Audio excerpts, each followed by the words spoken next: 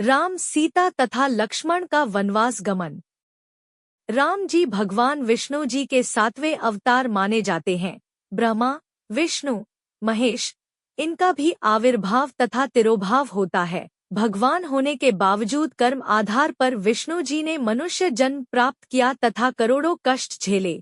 नारद जी के श्राप वश ही विष्णु जी को त्रेतायुग में राम बनकर जन्म लेना पड़ा और विवाह होते ही वनवास गमन, फिर रावण द्वारा सीता अपहरण कर लेना, सीता को रावण की कैद से वापस लाना और फिर धोबी के कहने पर सीता का परित्याग कर देना। राम जी का पूरा जीवन स्त्री वियोग में बीता। अंत में राम जी ने जल में समाधि ली। Ramayan full story in Hindi. Sita को रावण की कैद से बचाने के लिए राम जी को हनुमान जी की वानर सेना की मदद लेनी पड़ी थी। भगवान होते हुए भी वह अकेले सीता को वापस लाने में समर्थ नहीं थे। राम जी अधिक शक्तिशाली नहीं थे, इसलिए उन्होंने धोखे से सुग्रीव के भाई बाली का पेड़ की ओट लेकर वध किया था। क्योंकि बाली बहुत शक्तिशाली था, उसके सामने जो भी योद्धा युद्ध के लिए आता तो उसका आधा बल बाली के शरीर में चला जाता था। बाली ने अंतिम समय में राम जी से पूछा कि आपने धोखे से मेरी हत्या क्यों की? तब राम जी ने उत्तर दिया, जब मैं द्वापर युग में कृष्ण रूप में आऊंगा तो तुम्हारा बदला चुकाऊंगा। कबीर साहब जी कहते हैं, हे भोले मानव, न तो तू आशीर्वाद देने का अधिकारी है न श्राप देने का। थोड़ी सी सिद्धि शक्ति पाकर तू फूला नहीं समाता। आशीर्वाद, श्राप और बद्दुआ देकर तू स्वयं पर भार चढ़ाता है। बाली की हत्या करने का कर्म दंड भोगने के लिए ही विष्णु जी वाली आत्मा का श्री कृष्ण जी के रूप में जन्म हुआ। फिर बाली वाली आत्मा शिकारी बना तथा अपना प्रतिशोध लिया। बाली ने शिकार समझकर निशाना साधा और कृष्ण जी के पैर में विषाक्त तीर मारकर वध किया। अनंत कोटि अवतार हैं, माया के गोविंद। करता हो अवतरे, बहुर पड़े जगफंद।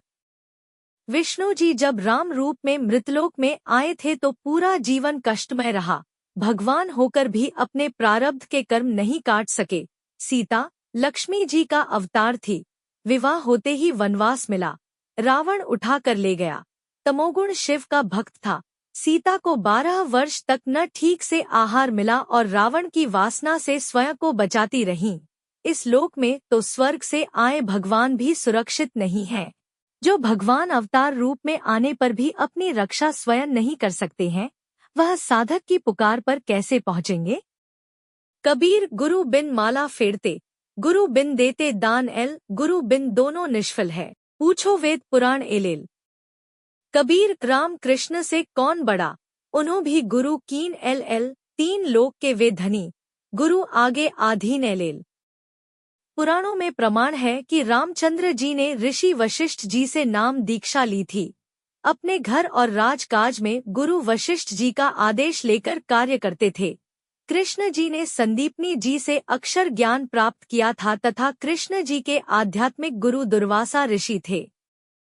कबीर परमेश्वर जी हमें समझाना चाहते हैं कि आप राम तथा कृष्ण जी से तो किसी को बड़ा अर्थात समर्थ नहीं मानते हो। वे 3 लोक के मालिक थे। उन्होंने भी गुरु बनाकर भक्ति की और मानव जीवन सार्थक किया। इससे सहज में ज्ञान हो जाना चाहिए कि अन्य व्यक्ति अगर गुरु के बिना भक्ति करता है तो जीवन व्यर्थ करता है। परमात्मा कबीर साहब की वाणी है, झूठे सुख को सुख कहे, ये मान रहा मन मोद।